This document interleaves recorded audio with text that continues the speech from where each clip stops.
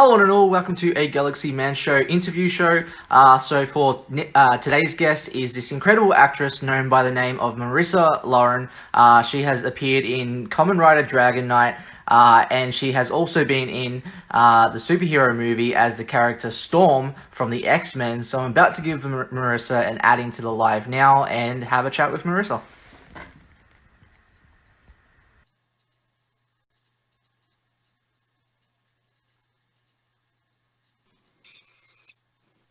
Hello, Hey, how's it going? good. Am I doing? Wait, hold on. Let me try to adjust this a bit. Wait, not the right way. I'm trying to adjust the lighting on this. Yeah. Hold on. Wait, I think we should do the whole interview like that. I don't even know how to do those things. No, go down to the bottom. You can, Oh, really? yeah, there's like a million of them. They're hilarious. Oh my gosh. I'm just trying to adjust the lighting.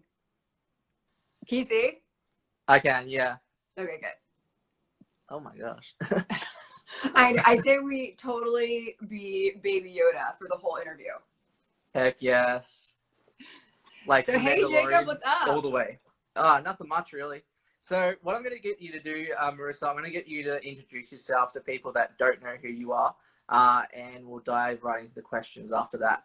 Hold on, sorry, I gotta turn you up. There we go. Okay. Perfect. I am Marisa Lauren, or Marisa Lauren Giordano, and I am an actor. Awesome. So we'll dive right into the questions now. So for my first question, you were actually in this incredible series back in the day called Kamen Rider Dragon Knight. Yeah. What was that experience like getting to play Lacey?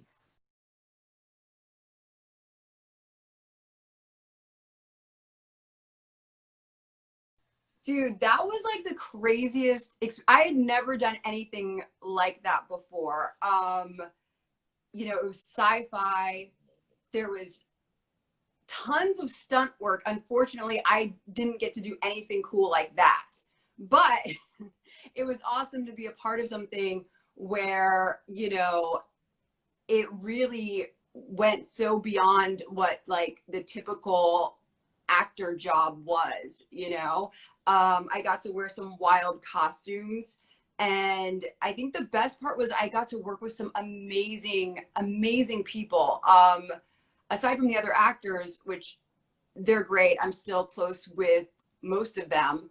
I got to, meet my mentor, John Fasano, who directed a bunch of those episodes, and he's an incredible, he recently passed, but he was an incredible writer, director. So he mentored me for years after meeting him on the set of Kamen Rider. So I think that alone was like worth doing the job, having somebody as amazing as John come on and like take me under his wing. And he actually got me into writing. And that's what I've been doing for these past however many years, is becoming a screenwriter because of John's influence. So just that alone, Kamen Rider totally paid off.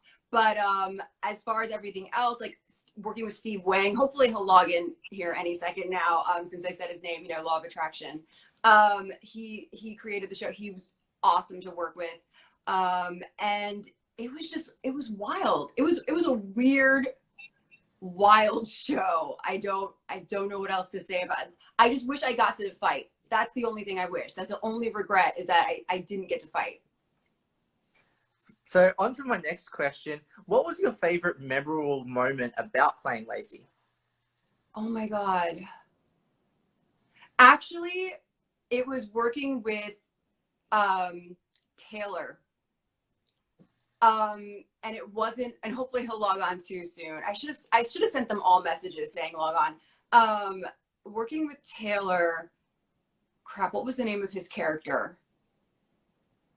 He was like my love interest. Yeah. Like he's amazing. But it wasn't us working, it was us hanging out in our trailers together.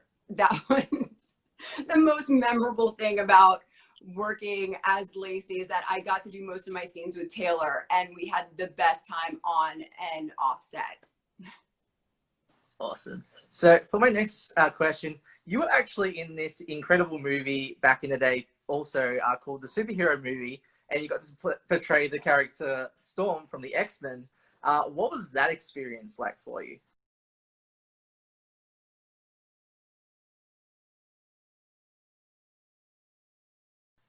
That was actually, I was so honored because they didn't hire me because they thought I looked like Storm. They hired me because they thought I looked like Halle Berry.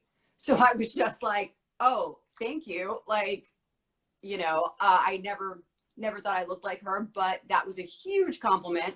So, and it was weird because I auditioned for that, and there were like 100 girls auditioning for that role, and it wasn't the biggest role in the film, but the experience of working with people like Tracy Morgan, Pamela Anderson, and that's where actually that was the second project I got to work on with Drake Bell. Oh, and Kevin Hart, of course, he was one of the stars too. So that was amazing. But yeah, that was my second. I'd done a guest spot on Drake and Josh. Is that what it's called? Yeah, or Josh and Yeah, okay. Jake. Yeah, Um, Jake.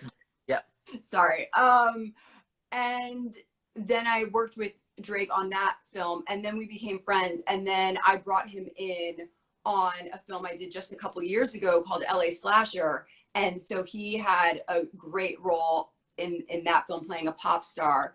And so yeah, so working on, once again, it was the connections I made working on now, that film. Actually, I shot that film while I was working on Kamen Rider. I remember leaving set and having to run to do superhero movie. But yeah, just all the amazing people I got to work with. That was the best part. And being told I looked like Halle Berry. Well, you pulled the role off as Storm incredibly in that Thank you. movie, like hands down. You were incredible. So Thank I you. applaud you on your performance as Storm. I barely fit in the cat suit though, I have to say. Like, Oh, really? yeah, they were just like, you're a little too big for this. Because it was so tiny, like it was teeny tiny. I don't know who they had like made it around, but it was this leather, unfortunately leather, but cat suit, and it was so tight, and they gave it to, and I barely fit. I was gonna have to Well, like, you pulled it off I was gonna amazingly. have to diet before actually like doing that role. Yeah, So funny. awesome. So for my next question, you were actually in this series called South of Nowhere, and you played the character Sherry. What was that experience like?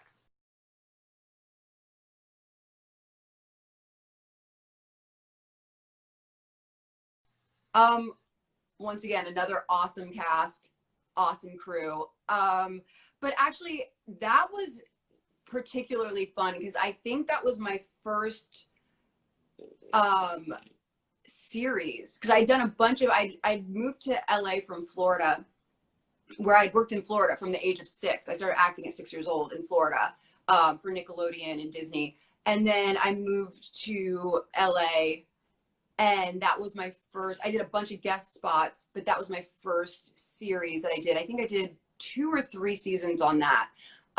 So that was super special to me because I got so close to the other cast members, and it became more like a family, and it made me realize like, oh, this is what I want to do, because you get to form a connection that I'm still friends with a lot of that cast now today. Like I photographed Asha Davis from the show. I photographed her just last year. I'm still good friends with most of them. But so yeah, just once again, the great connections I made, friends for life, basically.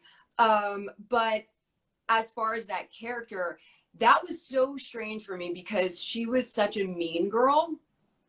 And I'm not a mean girl at all. I'm actually kind of like anti those girls. Like, and it's funny because I've played a cheerleader probably a dozen times on TV, and I'm not a cheerleader type. I'm not like girly-ish like that. I'm more of a tomboy. So like I was kind of playing the opposite of who I actually am in real life, which was great because it was a challenge, but it was just really strange because our fan base, they were in their teens, and sometimes, especially with Common Writer, I'll have to say, but also on South of Nowhere, sometimes I would go out and people would not realize that I was playing a character. And like, I went to, I forget, some mall, and a chick ran up and kicked me. Oh And she wow. was like, why are you so mean to whatever character I was bullying that week? I don't know. And I was just like, oh my God. I didn't even know what to do, because normally I'd be like, why are you kick? I would have been like mad, you know, but Yeah. like it's a fan. So I'm just like, Like, what are you doing? like that's not me. We're actually friends in real life, you know. So that was really strange, because I was playing a character that was just so not like who I am in real life, but it was fun. Awesome. So for my next question, you were actually in this other series called Charmed, and you played Taylor. What was that like for you? Funny you say that, because a friend of mine just posted a clip from that just I think a month ago or something, because she was watching it on Hulu. I don't know where it's airing now, but she didn't know I had been on it. But that was really cool too. Like, because I was a fan of that show. Like, that was one of the first shows that I guest starred on that had already been airing for so long. Like, I think that was like the 10th season or something. So I was a fan of that show. Like South of Nowhere, you know, I jumped on that show, you know, season 1, episode 1. Same with Common Writer. So I really didn't know what those shows were going to be. But Charmed, I was a fan. So I was really excited to do that. And ironically, I'm super into like the metaphysical. I'm big time into astrology. I've studied astrology for years, which is, I love your name, Galaxy Man. Like, that's Thank you. It so means a cool. lot. So yeah, so I'm into like that whole like astrology metaphysics thing. So the witch stuff kind of like went right along with, I'm not a witch, but I do have a lot of followers that are witches. So, and I don't know if it's because of Charmed or if it's because that I talk a lot about astrology. But yeah, so that was totally up my alley, doing a show about witches, though I didn't play a witch. Damn. So for my next question, you actually also became a musician. What made you decide you wanted to become a musician and create music? Actually, I don't want to say the music came first, because I was an actor. Like I said, I started acting at 6 years old. So like that wasn't really even a choice of mine. It kind of just happened. Actually, I'll be honest. I have severe ADHD, which is why you'll see me like talking and like look around, whatever. Like, I cannot stay focused. It's So it all was, good. I have autism. I know how that yes, all deals with. Yeah. high five, man.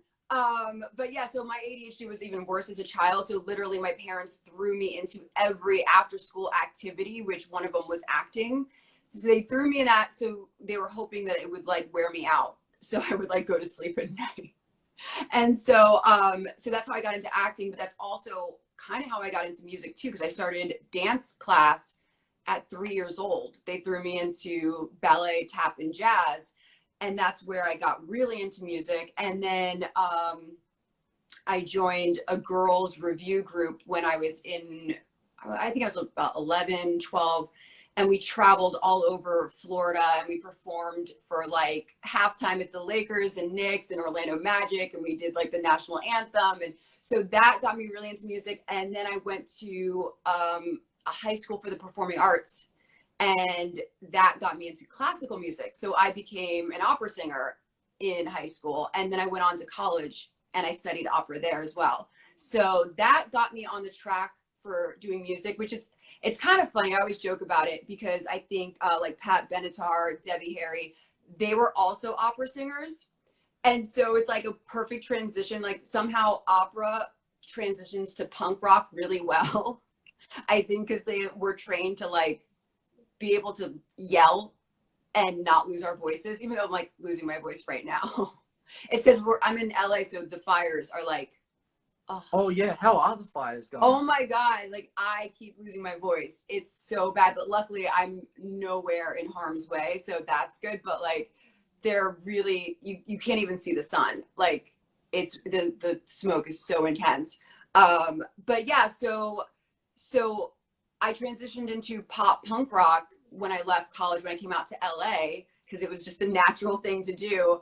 And I've been a songwriter ever since. Like, I've written for tons of other artists. I've written for some K-pop artists, which that's always interesting because they then have to, you know, I'm writing lyrics, but they have to change them, you know. So even I've got a few releases in France and Italy. So when I hear other artists singing my stuff, it's really interesting because it's not in English. So, which I think is awesome.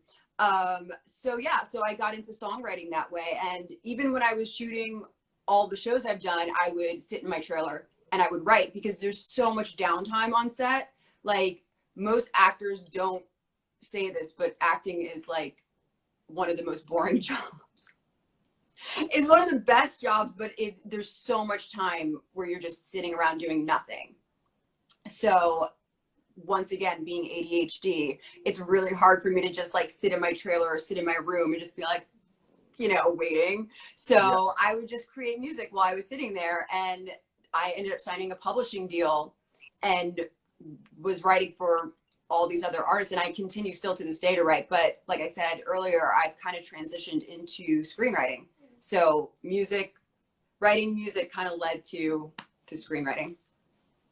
Awesome. So for my next question, if you could be in any TV or movie franchise, what would it be and why? Wait, can you repeat that? If you could be in any TV or movie franchise, what would it be and why?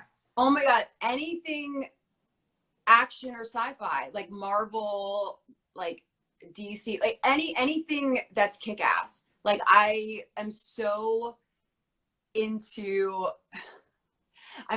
girl power, and I'm so into anything that shows, you know, women doing their own thing and being rebellious and not even necessarily a fighter, but even just showing how smart women are, like behind the scenes, you know, like something like, I don't even know if those characters have really been created all that much, but I would love to see more roles of women being scientists, being computer geeks, because that's like totally who I am. I'm such a nerd, and like, I think knowledge is one of the best superpowers.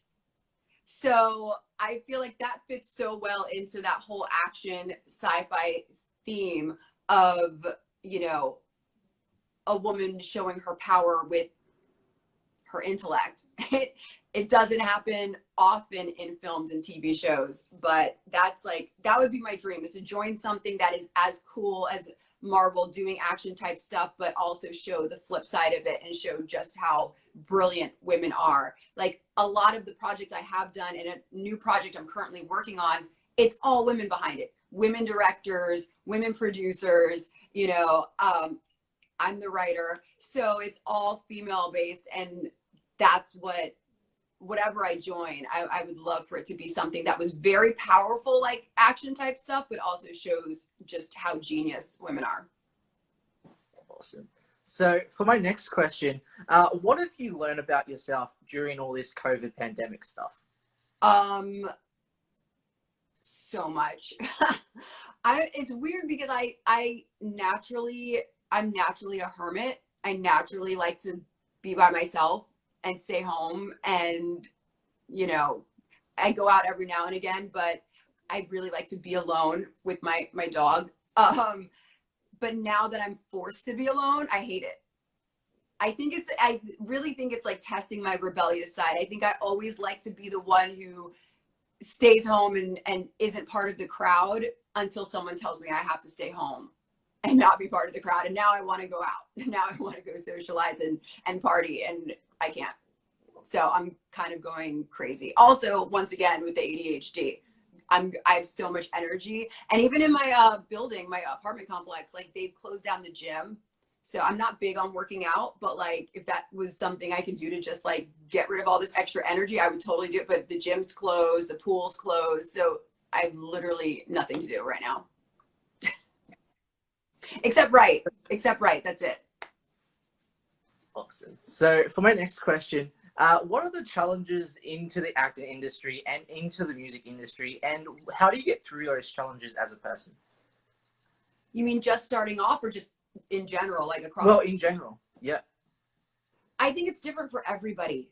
I think everybody has, I don't think acting is easy for any, or getting into the industry or staying relevant in the industry. I don't think that's easy for anybody. And whoever's doing it, bravo, because you really have to, I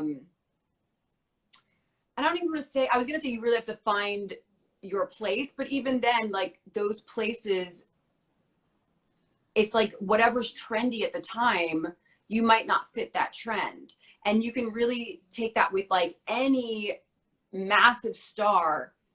There, very few stay relevant consistently for like a 20-year time. That usually you see them go away for like 5 years. And it's usually because they don't fit whatever trend is in at that moment.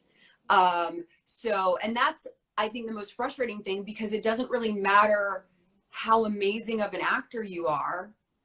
You could outact whoever at the audition. But like, I even had a director say to me once, like, oh man, you were the best, but the guy you're playing opposite is a brunette, so we need the girl to be a blonde. And that was literally the only reason why I didn't book it, is because I'm not a blonde. So when you have those challenges where it's just like you cannot morph into a different person, you can't be somebody else, you can't be whatever's trendy at that time, that's frustrating, because I think most actors give 100% when they go into like an audition or a read or whatever. And that's why I always love getting just straight offers, because I'll get offers for things where they already know my work. They know me as an actor. They're not trying to get me to be the blonde or to be something that I'm not, you know? So those are the best. But yeah, I think that's the biggest challenge, is like, once you're established, trying to stay within whatever is popular at that moment, because it's really out of your control. And I think every actor will agree with me on that, is unless you're a white good looking man, because I think that like every single TV show, even shows on BET, there's still that one white good looking man on that show, you know, even if it's an all black cast, there's still one guy. Even with, what was it, In Living Color, there's still Jim Carrey, you know, there's still the one good looking white guy. So I think those are like the easiest, like I think they have the least amount of challenges out here. But when it comes to like being a woman and being someone who is ethnic, I think everything goes in waves. Like when I first moved out here, I booked South of Nowhere because they thought I looked Latina. I'm not Latina, but I booked tons of Latina roles because I look it.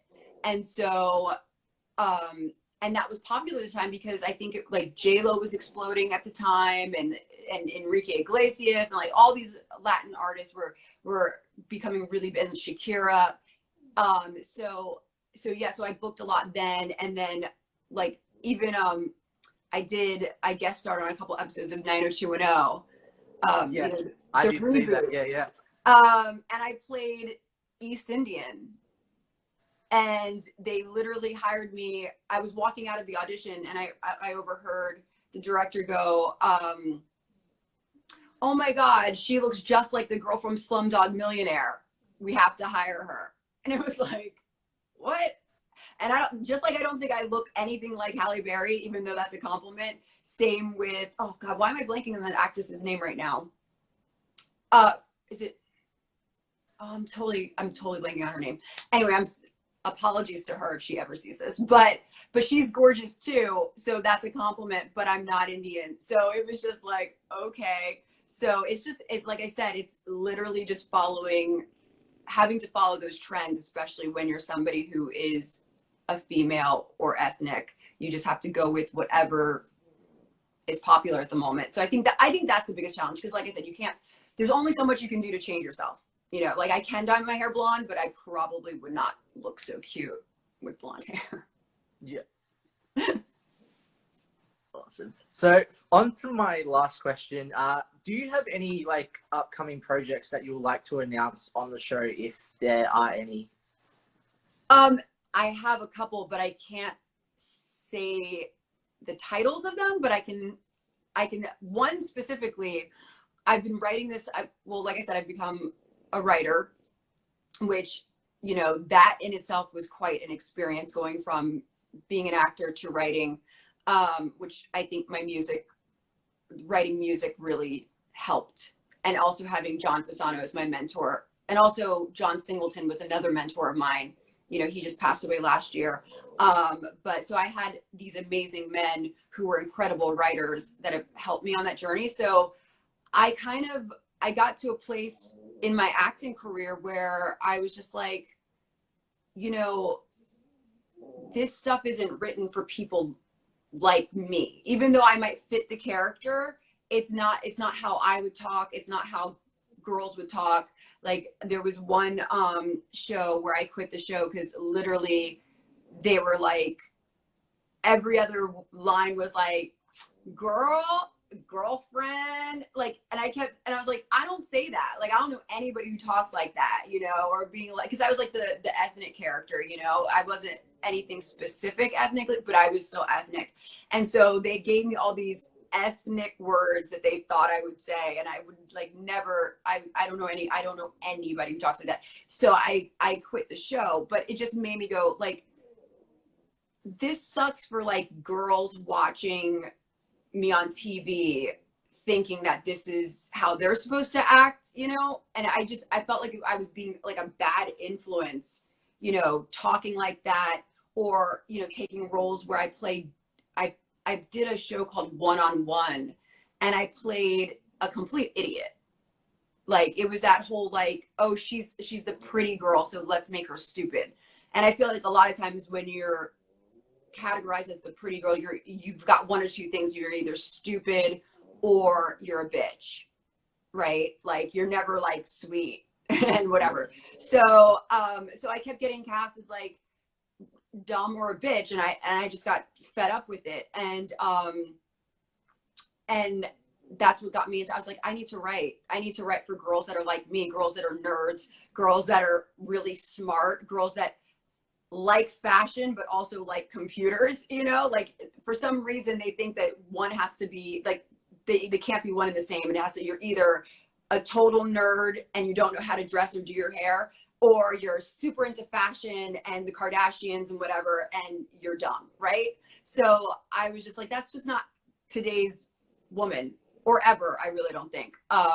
So that got me into writing. And so I've written quite a few projects. They're mostly centered around women, all different types of women. And there's one project which I would love to announce it right now, but I've been working on this for quite some time. Golden Globe nominated producer Andrea Romanda came on. She's now producing on this. So this is the one that's an all-female crew, cast, everything. So I'm very excited about it. I just wish I could say more about it, but I'm very excited. Unfortunately, like I would be talking about it right now if COVID hadn't happened. Like we were in pre-production, we were ready to go, we were casting the rest of the cast, and then COVID hit, and now we're kind of like, what to do now? Right? Yeah. Come on, let's hurry up. Or actually, they're trying to get me to rewrite it so where we can still film, but like one person in each scene, which is like the COVID's kind of safe. Yeah. Yes, it's so difficult though. But you know, it made me think, like, you know, you heard how Batman, they had to close down production because of Robert, and I'm like, if that project had to close down production, right? Like they've got a gajillion dollars to keep everybody safe and whatever. If their main star Batman got COVID, like how can any of these projects prevent? You know what I'm saying? Yeah. So I don't know. So I'm actually, as much as I'm like going crazy, wanting to work, wanting to get back out there, I'm also 100% about safety. And I just want, personally, I would like to wait everything out before starting production on anything, because especially since I'm the creator of this project, I would be so upset if one of my cast or crew or anybody working with me got exposed to COVID because they were on my set working on my project. Like, I would feel horrible. So I would rather just I mean, if it takes another year, it takes another year. But I think health is health is all we've got at the end of the day. So I think that's the most important thing, you know. So hopefully when this gets going again and we start production, I would love to sit down with you again, and I'll give you a whole interview about this new project that I'm doing, and hopefully I can get to introduce you to the rest of the cast and crew. Oh yeah, that would be amazing.